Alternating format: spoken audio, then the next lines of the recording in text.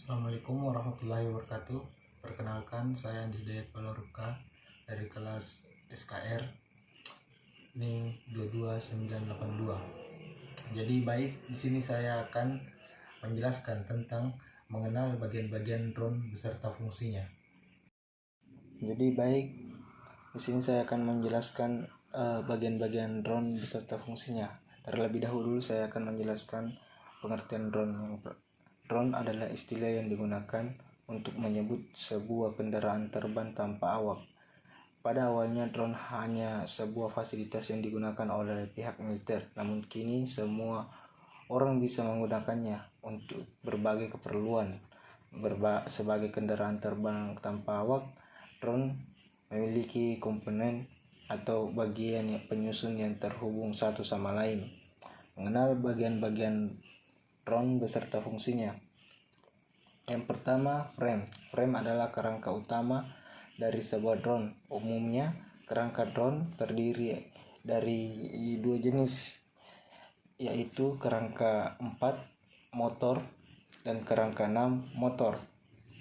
Pada jenis kerangka 4 motor, setiap motor saling berpasangan menyerupai tanda plus atau huruf X. Drone 4 motor biasanya memiliki panjang diagonal 450 atau 330, namun ada pula yang ukurannya lebih kecil.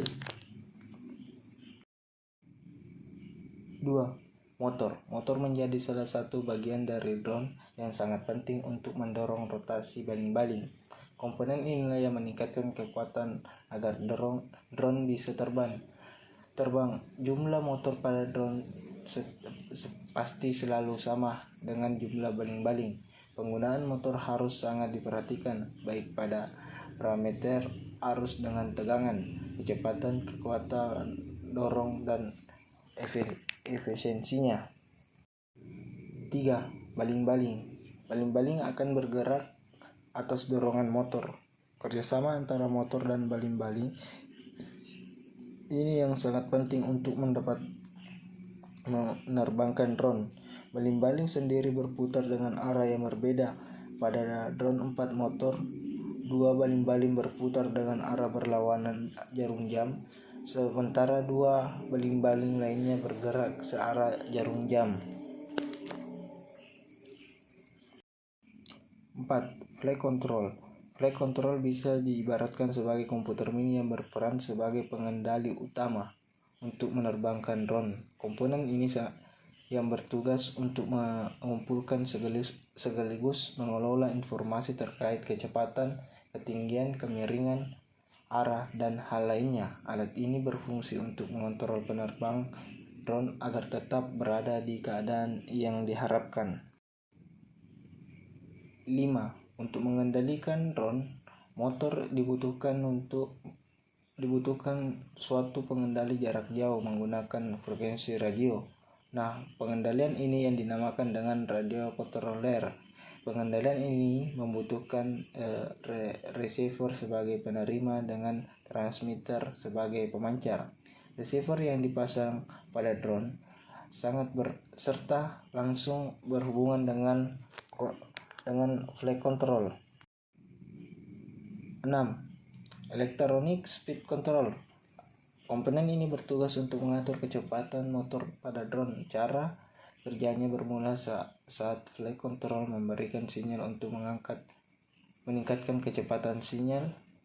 Ini kemudian diterima oleh RC yang terhubung dengan motor pada badan drone.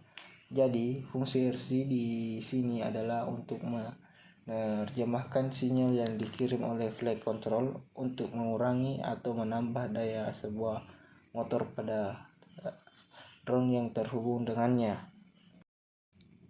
7. Baterai drone tentunya membutuhkan baterai. Komponen ini berperan sebagai sumber daya bagi drone. Baterai memasok energi melalui kabel yang distribusi listrik. Jenis baterai yang paling umum digunakan adalah LiPo. atau lithium ion polymer yang setiap sel memiliki minimal daya sebesar 3,7 volt.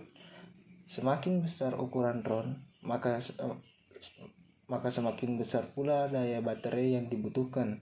Untuk bisa menggerakkan motor-motornya, setidaknya dibutuhkan 2-6 sel pada baterai drone, yang artinya membawa daya listrik sebesar 7,4 volt sampai 22,2 volt.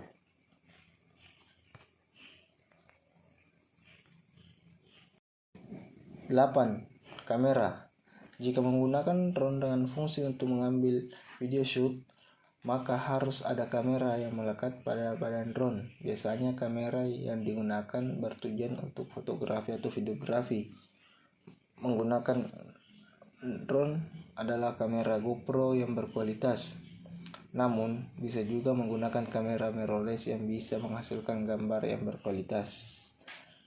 Itulah tadi komponen-komponen beserta tugas dan fungsinya masing-masing. Sekian dan terima kasih.